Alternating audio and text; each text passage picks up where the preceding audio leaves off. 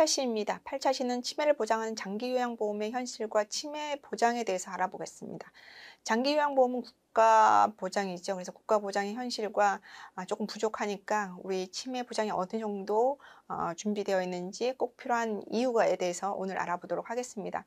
자, 사례를 먼저 볼게요. 사례는 치매 환자가 장기요양 활용 사례입니다. 자, 보시면 인적사항은 여자 76세예요. 여자분들이 치매 환자가 많으시죠.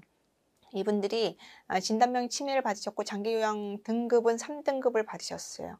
이분은 어떻게 이제 받으셨는지 쭉 제가 살펴보니까 두 노인만 사셨어요. 79세 할아버지, 76세 할머니 두 분만 사셨는데 할머니가 자꾸 이상한 거예요. 나가서 못 찾아오는 거예요, 집을. 그래서 할아버지가 며느리가 간호사였어요. 며느리한테 얘야, 니네 어머니가 좀 이상하다. 좀 와서 봐라. 그랬더니 며느리 간호사가 가서 봤더니 정말 이상하더래요. 그래서 자기가 아는 분들한테 수소문을 하니까 장기 요양 등급을 받을 수 있고 거기서 혜택을 받을 수 있다 그래서 이제 신청을 한 거예요. 장기 요양 보험에 이제 신청을 했어요. 장기 요양 보험 혜택은 내가 혜택을 받겠다 해서 하는 게 아니라 신청을 해서 거기서 허가를 받아야 장기 요양 보험을 활용할 수 있거든요. 그래서 신청을 했더니 방문조사가 나왔어요. 방문조사를 나와서 다 확인을 했더니 장기 요양 등급 3등급을 이제 주셨는데 3등급은 우리가 장기 요양 등급은 1등급부터 5등급 밑에 인지장애 등급이 있는데 어쨌든 1등급이 가장 안 좋은 거예요.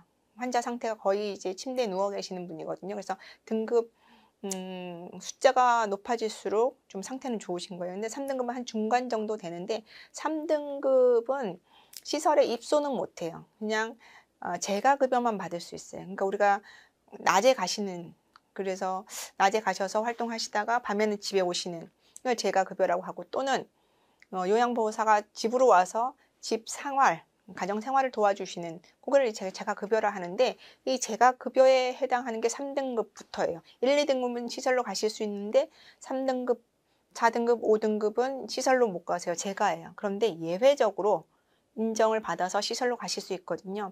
이 집에서 예외를 신청한 거예요. 무슨 예외냐면 두 노인만 사신다고 그랬잖아요. 79세, 76세만 사시는데 그분들이 사시는 게 시골이었던 거예요. 시골인데 자녀들은 다 서울로 와 있어요. 서울 경기로. 그러면 두 노인분인데 주로 할머니가 생활을 주도하셨을 거예요. 뭐 빨래하고 청소하고 이런 것들을. 그리고 가족들은 다 도시에 있고. 근데 할머니가 편찮으시잖아요. 그러니까 할아버지가 이 할머니를 케어할 수가 없다. 그러니까 가족은 밖에 있고 할아버지가 할머니를 케어할 수 있는 상황이 아니다. 예외적인 적용을 해달라. 인정이 됐어요. 그래서 입소가 되는 상황이었죠.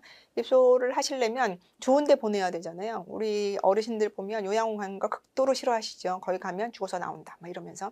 그래서 며느리가 시설을 수소문해서 정말 백의의 천사가 운영하는 요양시설을 찾았어요.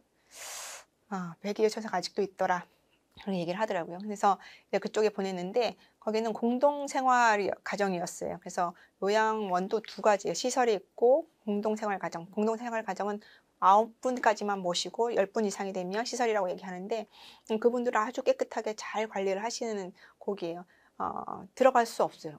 너무 차 있고 순서가 기다리고 있는데 어떻게 기회가 좋아가지고 굉장히 불행 중 다행으로 딱 한 분 티오가 났는데 들어가셨죠. 갔더니 할머니도 좋아하시고 할아버지도 좋아하시고 막 그랬대요. 그래서 제가 물어봤어요. 한 달에 얼마를 부담했냐라고 물어봤어요. 그래서 그 얼마를 부담한 거를 영수증을 저한테 좀 주세요. 그랬더니 보내왔어요. 2023년 10월 한 달이었는데 요 10월 한 달은 보통 선불을 받더라고요. 선불을 받아서 시설 운영은 선불이고 약값. 이 시설에 있으면서 약도 드실 수 있잖아요. 약값은 그 전달 거 이렇게 드시더라고요. 자, 했는데 보니까 시설 이용료는 시설에 들어가시면 나라에서 얼마 주고 본인이 얼마 내는데 나라에서 80% 본인이 20%예요. 본인이 20%에 해당하는 건 36만 4천 원밖에 안 돼요. 23년 기준으로. 그런데 식대, 간식대, 상급병실은 나라에서 안 해줘요. 그러니까 급여를 안 해주니까 다 비급여예요. 그 다음에 약물은 이미 급여 다 받았겠죠. 그걸 다 합치니까 한 달에 146만 원. 어떻게 한 달에 146만 원, 저희 어머니가 치매 환자예요. 한 달에 146만 원을 부담하게 생겼어요. 어느 자식이 이걸 해줄까요? 라는 생각이 드는 거예요. 그러니까 이제는 이 어르신이 내 거를 준비하고 계셔야 되는데, 지금 현재 70대 우리 어르신들은 이거 준비 안 되어 있죠. 그래서 제가 어느 그룹에 가서 물어봤어요. 우리 엄마가 146만 원 요양원에 내야 되는데 입소는 해야 될 것 같고 어떻게 부담하시겠어요? 했더니 어느 그룹은 해야죠 하는 그룹도 있지만 어느 그룹은 이러시는 분들이 있어요. 이거 현실이에요. 어쩔 수 없어요. 그런데 지금 50대, 40대 분들이 70대, 80대 될 수 있죠. 치매에 걸릴 수 있죠. 그러면 어느 자식이 이걸 해결해 줄까요? 라는 생각이 들어요.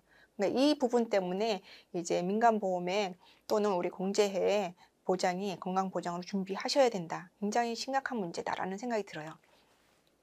자, 제가 하러 갔어요. 왜냐면 아까 그분 시설로 예외 적용을 받았잖아요. 예외 적용을 받았는데 그 공동가정 생활이 너무너무 잘 운영되는 백의의 천사님께서 운영하시는 데잖아요. 그런데 작은 수를 운영하니까 직원이 얼마 안 되는 거예요. 직원이 얼마 안 되는데 그 원장님이 가족한테, 며느리한테 전화를 했대요. 그 어머니 좀 모시고 가셨으면 좋겠다. 왜요? 그랬더니 들어가실 때는 솔직히 걷지도 못하시는 상태로 들어가셨대요. 그런데 거기서 너무너무 관리를 잘 해주셔서 걷기도 하고 웃기도 하고 떠들기도 하시고, 그런데 문제는 좋아지시니까 자꾸 집에 가고 싶으신 거야. 왜 자꾸 나가시는 거예요? 나가시면 어때요? 찾으러 가야 되잖아요, 직원이. 근데 지금 몇 명 안 되는 직원이 한 분 찾으러 가면 이 운영이 안 되잖아요. 그래서 우리 운영이 안 되고 할머니가 좋아지셨으니까 이제 대구로 가셔서 제가를 이용하셔도 될 것 같다. 모시고 가셔라 그랬어요. 그래서 그 모시고 갔 이후에 금액이 또 알고 싶잖아요. 그래서 영수증을 좀 보내봐요. 그랬더니 일주일치였는데 일주일이니까 한 달엔 4주니까 4주를 환산하면 되겠더라고요. 환산을 했더니 4주니까 한 달 예상을 해서 한 33만 8천 원, 23년 기준입니다. 24년 올해는 좀 다르죠. 한 34만 원 정도, 한 달에 34만 원 정도 부담하니까 이제 제가 이용을 하는 거예요. 그래서 낮에 이제 그 요양원에 가셔서 활동하시다가 저녁만 오시는, 토요일까지, 월화수목금 토까지 가시는 비용이었어요. 그러니까 저희가 이제 그렇게 가시는 거를 일명 노치원 그러죠. 아이들 유치원 가듯이 노치원 간다 이렇게 얘기를 해서 노치원이라고 얘기하는데, 그렇게 가시면 한 달 내내 사용하셔도 본인이 부담하시는 게 34만 원 정도 되는 거죠. 그러니까 나라 전체로 보면 이렇게 재가를 많이 활용하시도록 하는 게 국가에선 좋아하는 것 같아요. 하지만 가족 입장에서는 일주 내내 가지만 낮 타임만 가잖아요. 저녁에는 할아버지가 보셔야 되잖아요. 이분이 좀 상태가 좋아지셨으니까 할아버지가 케어 가능하시지만 이분이 계속 걷기도 어려우시고 식사도 안 되시고 그러면 정말 어려운 거죠. 그래서 재가 부분에서 어느 정도 금액이 필요할지, 또 시설 부분에서 어느 정도 필요할지를 우리가 이 영수증에서 팁을 얻으실 수 있다라는 생각이 듭니다. 자, 치매를 얘기하니까요. 치매와 관련돼서 이제 좀 얘기를 해보죠. 치매는 기본은 기억과 관련된 겁니다. 그래서 항상 당신 15분 전 기억할 수 있습니까? 라고 이제 질문을 하는데, 또 하나는 어제 먹은 점심을 기억할 수 있습니까? 이렇게 얘기를 해요. 어제 먹은 점심 한참 있다 생각하는 그 생각이 나긴 해요. 나긴 하는 그 시간이 나이가 아닐까 이런 생각이 드는데, 어쨌든 이 기억과 관련돼서 문제 단계가 세 단계로 나눌 수 있습니다. 인지장애가 있고요. 그 다음에 치매가 있는데, 치매가 가장 안 좋은 거죠. 그 다음에 경도인지장애. 경도인지장애는 치매의 전 단계로 보시면 됩니다. 치매의 전 단계. 경도인지장애가 진행하면 치매로 가는 거죠. 경도인지장애하고 조금 다르지만 그 전 단계가 건망증. 보통 건망증은 젊은 사람들한테도 있죠. 그 세밀한 차이를 보시면 세 가지로 좀 확인할 수 있습니다. 인지장애를 호소. 누가 호소를 하는 거냐면 환자가 호소하는 거죠. 그러니까 주관적인 겁니다. 그 다음에 또 하나는 객관적인 인지장애입니다. 객관적인 인지장애는 다른 사람이 봤을 때 객관적인데, 이 객관적인 다른 사람이 여러 사람이 다 똑같이 얘기할 수는 없잖아요. 그러니까는 객관적인 검사를 하는 겁니다. 검사를 해서 인지장애가 나오는지, 그 다음에 일상생활 능력의 장애가 있는지, 실제적으로 일상생활에 문제가 있는지, 이 세 가지를 얘기를 하는데, 건망증은 본인만 호소하는 거예요. 그런데 검사를 해서도 안 나고 일상생활에도 전혀 문제 없는 거예요. 본인만 불편한 겁니다. 그런데 경도인지장애가 되면 본인이 얘기해요. 본인이 얘기하는데 실제로 검사에서도 나와. 검사에서 조금 이상이 나오는데 일상생활은 다 되시는 거예요. 경도인지 장애도 우리나라에서는 건강보험에서는 급여 적용하고 있습니다. 뭘 급여 적용하냐면 뇌 MRI 찍는 MRI 비용을 급여를 하고 있습니다. 그래서 경도인지 장애부터 관리를 하실 수 있도록 국가에서는 시작한 거죠. 그 다음에 더 진행이 되면 치매가 되면 일상생활이 안 되는 겁니다. 그래서 일상생활이 안 돼서 누군가 옆에서 도와주셔야 되는 거죠. 일정 부분 24시간 다 붙어 있지 않더라도 일정 부분은 도와주셔야 되는 게 이제 치매인데, 문제는 치매가 이제 진행할 수 있다. 이게 이제 문제가 되겠죠. 자, 치매의 정의를 보시면 정상적으로 성숙한 뇌, 그러니까 성인이 돼서는 어린아이일 때는 뭐 성숙한 뇌라고 볼 수 없잖아요. 그러면 성장하면서 성이 되더니 성숙한 뇌, 정상이 됐었어요. 정상이 됐는데 후천적으로는 질병이나 외상, 그러니까 치매는 질병으로만 오는 게 아니라 외상 후에도 올 수 있습니다. 뇌출혈 후에도, 외상성 뇌출혈 후에도 치매가 올 수 있거든요. 그래서 외상이나 질병으로 손상 파괴돼서 전반적으로 어느 한 부분만 문제가 되는 게 아니라 전반적인 지능 학습 언어들이 다 떨어지는 거예요. 그래서 인지 기능, 인지는 아는 기능이잖아요. 그래서 이게 어떤 상황인지 아는 거예요. 뭘 아는 거냐면 누구인지 아는 거고, 지금이 어디인지를 아는 거고, 계절이 어떤 건지를 아는 겁니다. 이런 기능들이 다 떨어져서 복합적인 창자로 나타나서 예전에 일상생활을 유지하기 어려운 거예요. 그래서 예를 들면 만약에 6개월짜리 아이는 어떻습니까? 혼자서 대처법 못 보고 혼자서 못 걸을 수 있죠. 우리 치매 환자 그렇습니다. 혼자서 대처법 못 보고 혼자서 못 걸을 수 있고, 혼자서 드시지 못할 수 있죠. 그런데 6개월 아이는, 생후 6개월 아이는 치매라고 얘기하지 않잖아요. 그 차이다라고 보시면 되겠습니다. 자, 문제는 치매는 지속적으로 진행할 수 있다입니다. 경도인지장애가 이제 치매의 전 단계라고 했는데, 경도인지장애는 생활에는 문제가 없습니다. 그런데 기억의 일부가 저하가 돼요. 팁을 주면 다 기억해요. 어제 점심 뭐 드셨어요? 그러면 자기가 좋아하는 거 얘기하세요. 추어탕 먹었지요. 그런데 옆에서 보호자가 아니잖아. 그러면 그때 생각나는 거예요. 고등어 먹었구나. 이렇게. 팁을 주면 기억을 하시지만 혼자 기억하는 시간이 길어지는 거예요. 그게 더 진행이 되면 초기 치매입니다. 초기 치매가 되면 날짜, 시간의 개념이 손상이 돼요.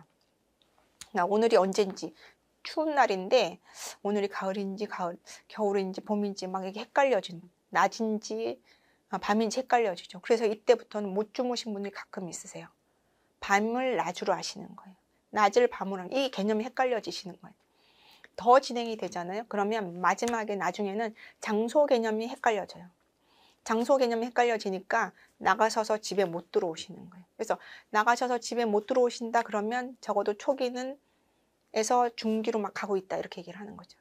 더 진행이 되면 계산 능력이 안 돼요. 그러니까 요즘은 은행을 은행 직접 가지는 않지만 은행에 가서 하는 그런 기능들은 안 되시는 거예요. 중기 가시면. 말기를 가시면 어떤 문제가 생기냐면 최근의 기억력이 전반적으로 저하되는 거예요.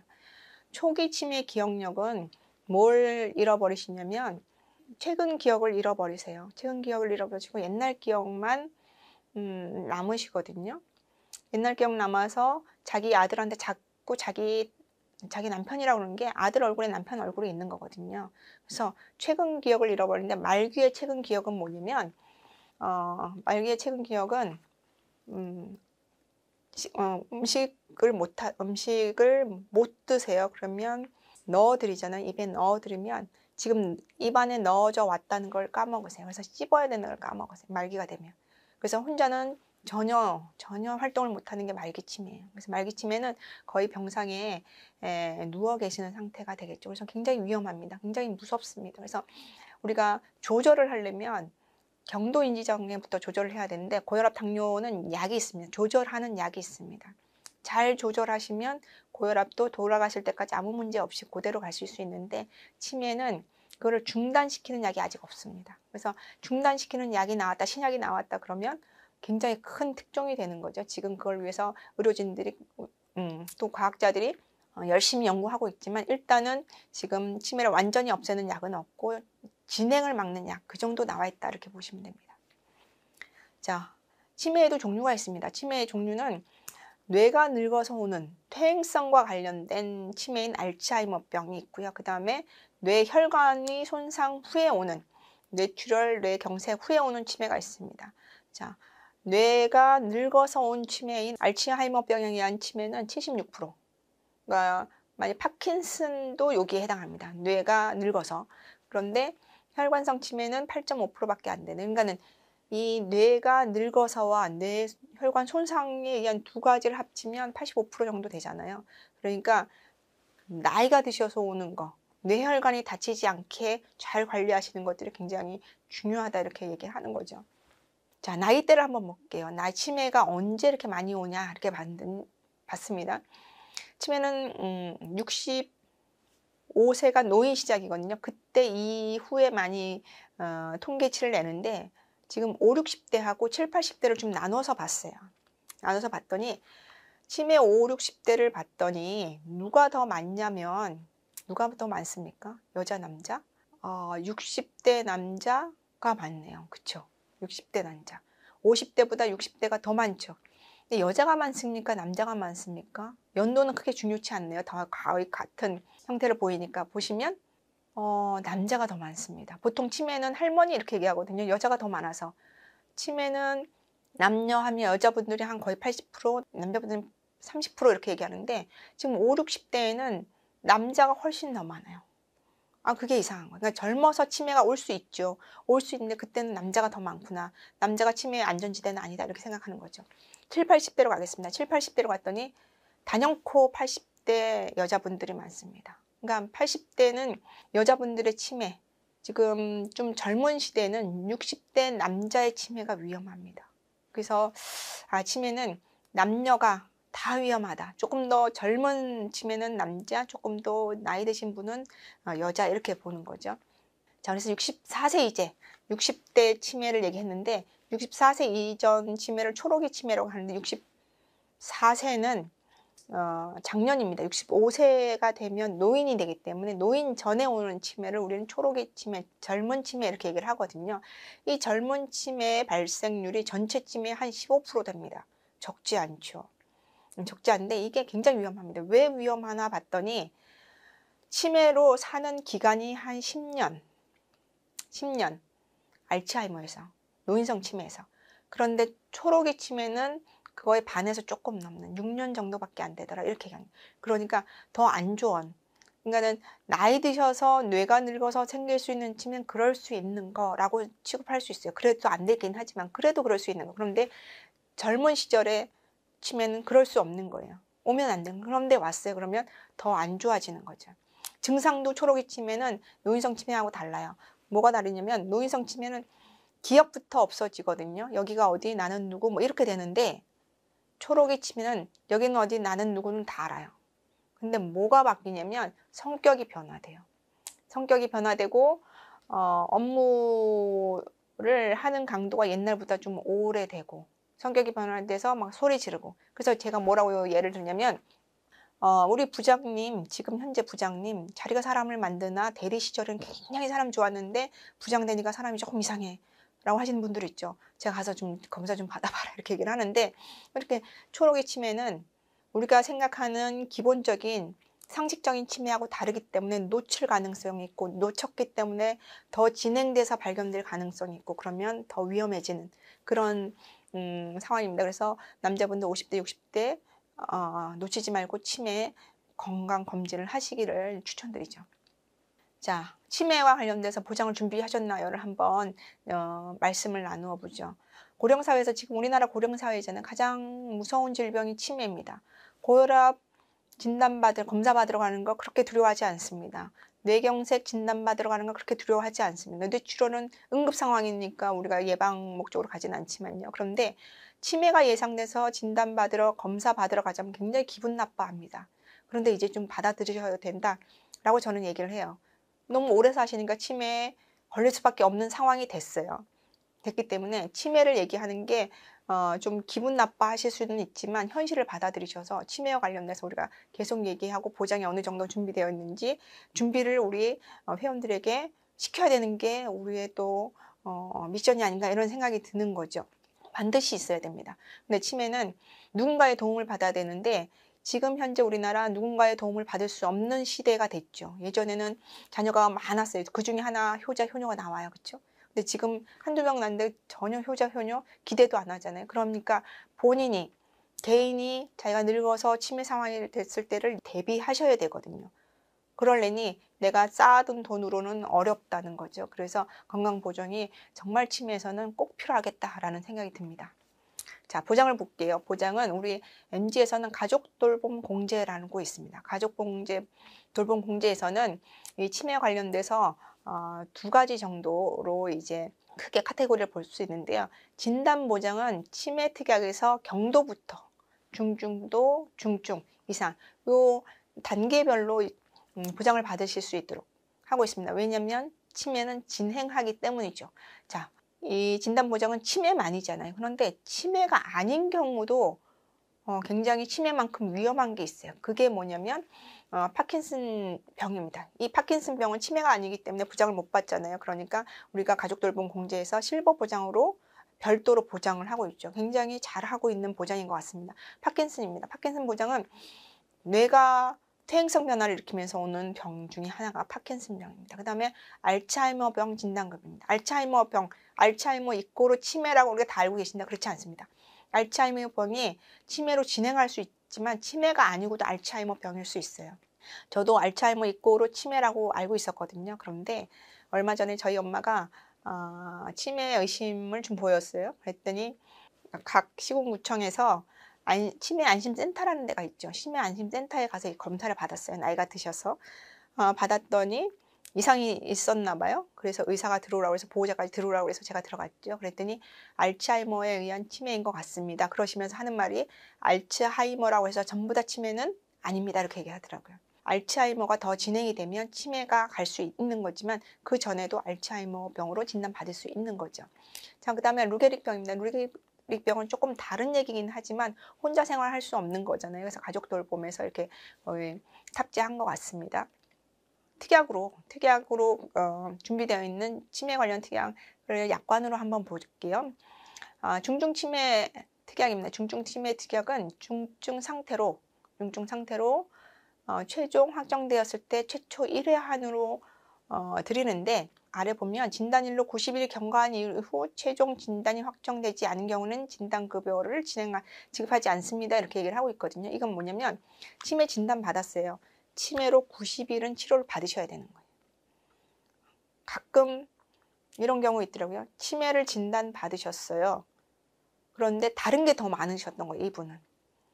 그럴 수 있죠. 뇌혈관 뇌출혈인데 치매가 같이 왔는데 뇌출혈로 진단 받았어요. 뇌출혈과 치매가 같이 진단을 받았어요. 그럴 경우가 있더라고요. 그런데 이분이 진단받고 한 달 만에 돌아가셨어요. 그러면 여기서 90일 이후가 안 되잖아요. 그러면 해당이 없는 거죠. 그래서 치매 진단받고 90일은 치료를 받고 계셔야 된다라는 의미로 보시면 될 것 같아요. 90일이 지났는데 이분은 치매 아닌 것 같아요. 그러면 안 된다는 거죠. 이게 예전에는 또는 타사 상품에는 180일이 있었어요. 그런데 우리 공제에서는 90일로 되어 있네요. 그래서 굉장히 매력적인 특약이 되겠습니다. 중증도입니다. 중증도 상태가 되었을 때도 1회 안으로 드리죠. 그 다음에 여기서도 1회 안으로 드리는데 이 90일은 같이 적용을 받고 있습니다. 그래서 경도 치매에서 중증도에서 중증에서 각 단계별로 보장을 받으셔서 각 단계별로 이제 우리가 필요한 비용을 사용하실 수 있도록 도움을 드리는 거죠. 자, 그 다음에 파킨슨병, 그 다음에 알츠하이머병 똑같습니다. 똑같이 최초 1회 안으로 들어있는데 파킨슨병은 특별히 마지막에는 치매로 갑니다. 마지막에는 치매로 가는데 이 파킨슨병의 특징이 뇌가 늙어서 뇌 퇴행성 변화라고 그랬잖아요. 근데 뇌 퇴행성 변화는 한쪽 뇌가 손상이 되면 반대쪽 뇌에 편마비가 오는데 파킨슨병은 잘 보이지 않아요. 어디가 손상인지. 그래서 흑색질의 문제다 이렇게 얘기를 하는데 이 흑색질은 아주 중심에 있어요. 그래서 파킨슨병은 뇌 위축, 뇌 퇴행성이지만 전반에 문제가 생깁니다.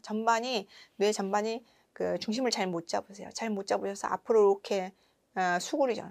본인 중심을 잘 못 잡고 다리에 힘이 없다 생각하니까 중심을 잡으려고 앞으로 움직이셨는데 그게 더 위험한 거죠. 그래서 자꾸 넘어지시고 그 다음에 걸음걸이도 좀 더 느려지시고 성격도 변하세요. 뇌니까 성격도 변하셔서 옆에 있는 분들 굉장히 괴롭게 만들어요. 그래서 특별히 남편이라면 아내, 그다음에 여자분들이라면 남편을 굉장히 괴롭게 하고 또 수면장애도 오거든요. 그래서 환자도 그렇고 보호자도 굉장히 괴로운 것 중에 하나가 파킨슨입니다. 근데 파킨슨은 약물로도 조절이 되지만 수술도 해요. 수술도 하면 파킨슨병의 증상 중에 가장 괴로운 증상 중에 이게 떠는 거거든요.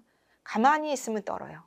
근데 움직이면 안 떨어요. 그걸 이제 안정진전이라고 하는데 이 떠는 거를 수술로 제어할 수 있습니다. 그래서 파킨슨병도 아직은 갈 길이 멀긴 했지만, 치료에 있어서 갈 길이 멀긴 했지만 치료 방법이 서서히 보이고 있습니다. 그래서 치료하시면 오래 사시고, 오래 사시는 치료가 필요하니까 보장을 준비하시는 게 필요하겠습니다.